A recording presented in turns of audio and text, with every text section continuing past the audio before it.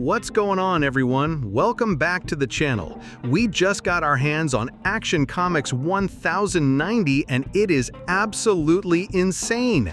This issue isn't just another flashback to a young, charming Superboy. It's a massive foundational piece of the puzzle for the entire Superman mythos, revealing a secret conspiracy that has been lurking in Smallville from the beginning.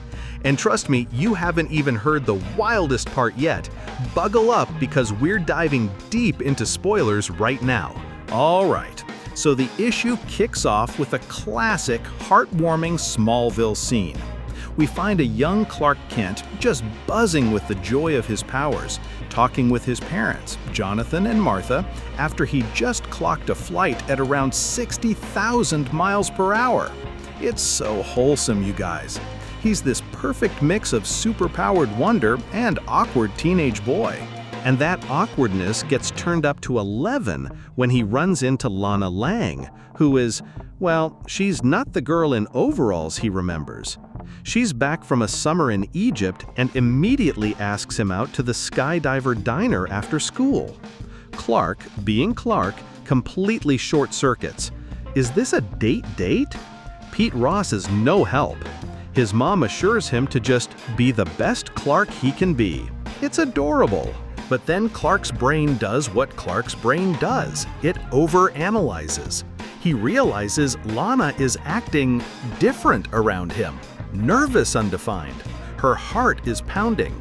And he comes to the most devastating, hilarious, and wrong conclusion a super teenager could possibly have. He thinks he has super-pheromones. He believes Lana's attraction to him is some kind of biological chemical thing out of her control, and he's morally torn up about it. He thinks he has to break it off before it even starts to be fair to her. This is peak young Clark Kent drama, and the writing by Mark Waid is just phenomenal at capturing that voice. Now this is where it gets absolutely mad, guys. At the diner, Clark is sitting there, mentally preparing to let Lana down easy for her own brilliant, when she drops the real bombshell.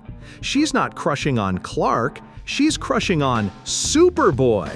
She goes on this entire rant about how amazing he is, how he's everywhere, saving people, calling him a hot firefighter in a cape. Clark is just sitting there stunned as she gushes about his smile and his hypothetical blue eyes, which he sarcastically says are probably dull gray like an elephant's butt. It's a brutally funny and equally heartbreaking moment for him. His real shot at a girlfriend was because of his secret identity, not in spite of it. But wait for it, this is where the real plot kicks in. We cut away to a scene from the previous day that Clark knew nothing about. His history teacher, the mysterious Captain Comet, is meeting with none other than General Sam Lane. And Comet says he's run through 932 variables, and that if Lane trusts him, he'll get the results he seeks. This is a huge reveal. Captain Comet wasn't in Smallville by accident. He was placed there by a shadowy military operation led by Superman's future father-in-law. This recontextualizes everything about Clark's early training. Speaking of training, Clark gets a telepathic message from Comet right in the middle of his awkward date telling him he's needed in New York State. A Dr. Magnus is in danger. Clark bails on Lana, super speed style, and arrives to find the telekinetic terrorist Rays, who he thought he'd beaten, attacking Magnus's lab with two new buddies.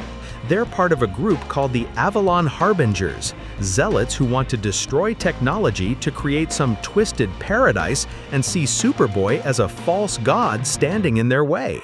This is our first major introduction to this group in the present timeline, and it sets them up as a serious ideological threat. The art team of Skylar Patridge on pencils and Matt Herms and Alex Sinclair on colors absolutely killed it in this sequence. The action is chaotic and impactful. You really feel Superboy being overwhelmed. It all builds to this incredible climax where Superboy manages to turn the tables. He uses his X-ray vision to pinpoint the source of Raze's power, a weird device on his head, and he's about to shut them all down. But then, out of nowhere, he's hit with a wave of incredible, debilitating pain and nausea. He's on the ground, convinced he's dying, calling out for Captain Comet for help.